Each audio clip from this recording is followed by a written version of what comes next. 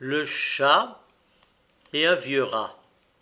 J'ai lu chez un conteur de fables qu'un second Rodilard, l'Alexandre des chats, l'Attila, le fléau des rats, rendait ces derniers misérables. J'ai lu, dis-je, en un certain auteur, que ce chat exterminateur, vrai cerbère, était craint une lieue à la ronde. Il voulait de souris dépeupler tout le monde.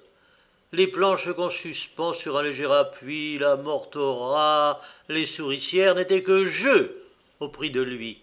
Comme il voit que dans leur tanière les souris étaient prisonnières, qu'elles n'osaient sortir, qu'il avait beau chercher, le galant fait le mort, et du haut d'un plancher se pend la tête en bas. La bête scélérate à de certains cordons se tenait par la patte.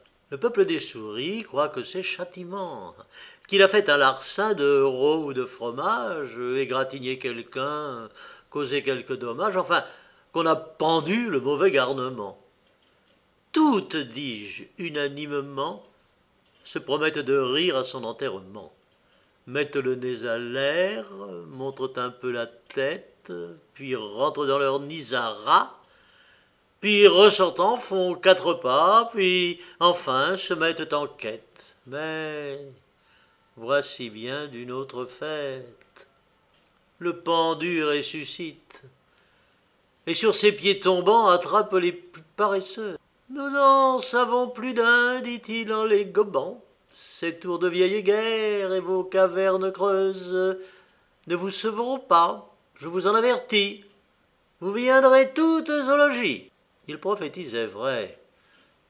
Notre maître Mythis, pour la seconde fois, les trompe et les affine, blanchit sa robe et s'enfarine, et de la sorte déguisé se niche et se blottit dans une huche ouverte. Ce fut à lui bien avisé, et la gente trotte-menu s'en vient chercher sa paire. Un rat, sans plus, s'abstient d'aller flairer autour. C'était un vieux routier, il savait plus d'un tour, même il avait perdu sa queue à la bataille. Ce bloc enfariné ne me dit rien qui vaille, s'écria-t-il de loin au général des chats. Je soupçonne dessous encore quelque machine. Rien ne te sert d'être farine, car quand tu serais sac, je n'approcherai pas. C'était bien dit à lui. J'approuve sa prudence, il était expérimenté et savait que la méfiance est mère de la sûreté.